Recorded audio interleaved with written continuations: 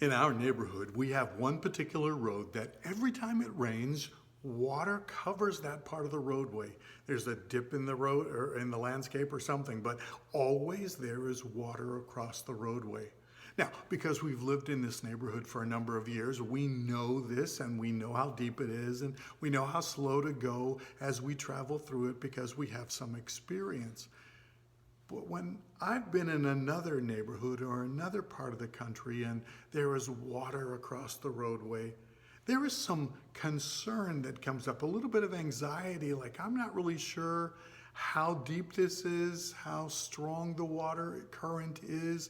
I just have some doubts. I don't know if there's a pothole in the roadway or if the roadway's been washed away. There's just some anxiety, and yet I want to get across there. I need to get to the location I'm headed, but I'm just not sure about the process. And should I wait and watch someone else go through and see what if they make it or not? And so there is this anxiety about getting through this obstacle. Spiritually, the same kind of thing happens to us. When God has asked us to go a particular direction, to do something, and we're headed out in that way, and then something happens, something comes up. It's like there is water across the roadway, and now we have some anxiety. How are we going to handle this obstacle? Have you ever felt that? In Isaiah 43, God talks to his people, and he says, when you walk through the water, it's not going to overwhelm you. When you go through the flood, it's not going to drown you. For the Lord your God will be with you wherever you go. Now, it doesn't say if you go through water. It says when you go through that difficulty. And sometimes when we're trying to be obedient, we're going along, and then something comes up, and that question of anxiety and concern and doubt comes into our mind. We have to remember that if God called us to go this direction, if this is what he said we need to do, then we need to trust him. We need to trust that as we look at this problem or this obstacle, that God has the ability to take care of it. Either like the Red Sea, or the Jordan River, we're going to walk up to it, and as we in faith walk right at that obstacle, saying, I am determined, I'm going to keep obeying God, I'm going to go and do what he asked me to do. And God may in fact separate, totally remove that problem at the last minute, and you're able to just walk in obedience right through it. You may end up being like Peter and just walking on top of the water and sort of miraculously going through this situation. It's still there. The concern is still there, but I feel like it's not even touching me. My heart seems impervious to what's going on. I'm just going to be obedient and keep on going. And this miraculous way God is leading me. And then sometimes we go through the problem and we're like Paul and we are swimming in the sea. The ship has wrecked and we are actually in the middle of the problem. We are getting wet. We are being surrounded by the problem, but it's not overwhelming us. It's not destroying us. We're in it, and God is sustaining us and walking us through it. We're going to get to the other side. See, we love to remember that God has said, I'm going to make a way for you. You can't even see it. You don't even know how, but God says, I'm going to make a way. There's a passage that says, this is what the Lord says, the one who made a way through the sea, a path through the mighty waters. God says, I've done it before. I've opened the sea. I've let people walk on the water. I've saved people who were in the middle of it. And as much as that builds our faith, and gets us all excited that God is going to do a miracle in the middle of this, then he says in verse 18, but forget the former things. Do not dwell on the past. That's good and bad, right? Forget the problems of the past. Forget the failures of the past, but also forget about how I miraculously answered. Why is he suddenly saying forget about that?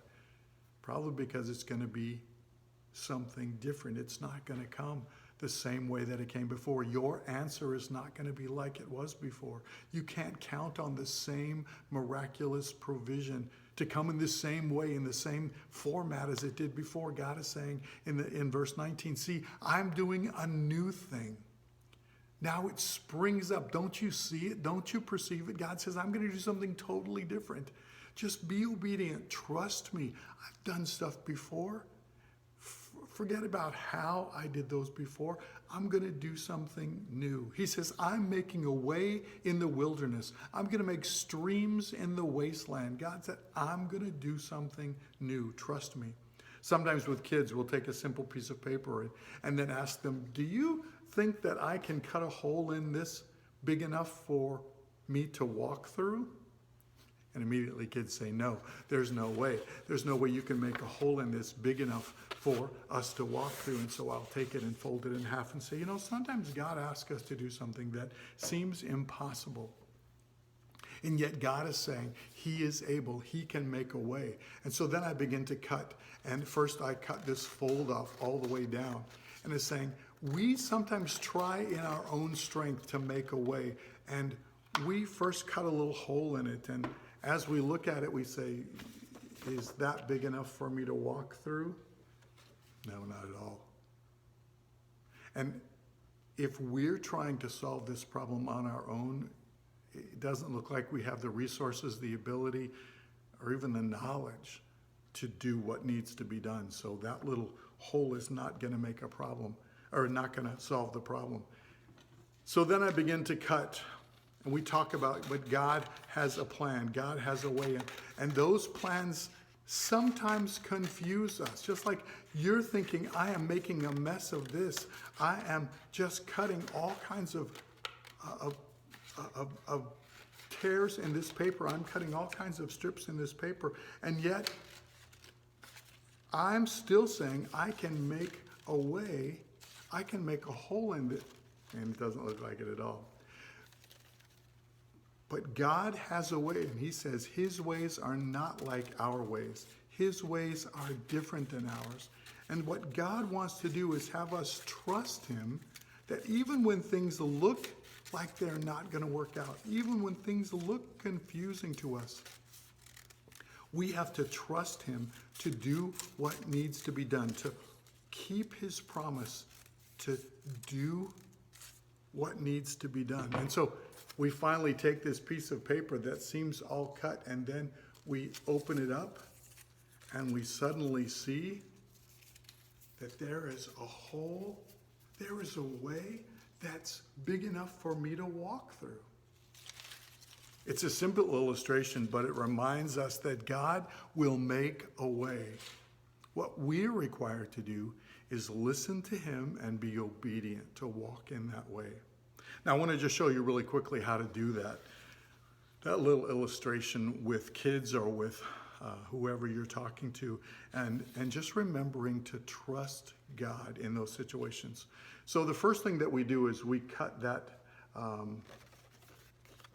we fold it, and we start about a 1/2 inch in, and then we just cut the fold off, and we stop about a 1/2 inch before the end. So when you open it up, you see that there is a little space in there. You need that for a particular reason.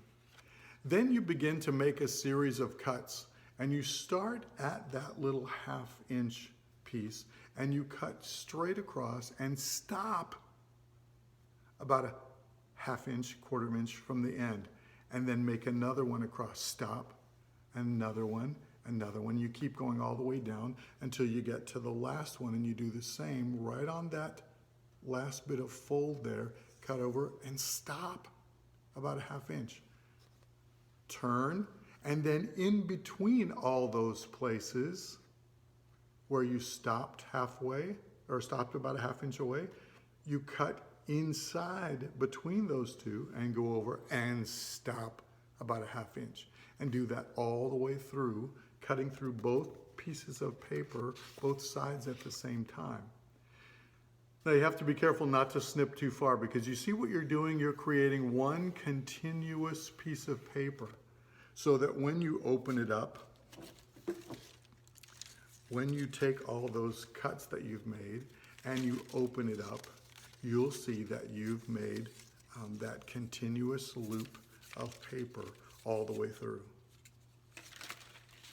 So whether you are facing a situation that seems emotionally overwhelming, or maybe there's a physical obstacle in the middle of you, maybe there's some warfare going on, some temptation, some problem, some habit, something is in the way, seemingly keeping you from being obedient to God.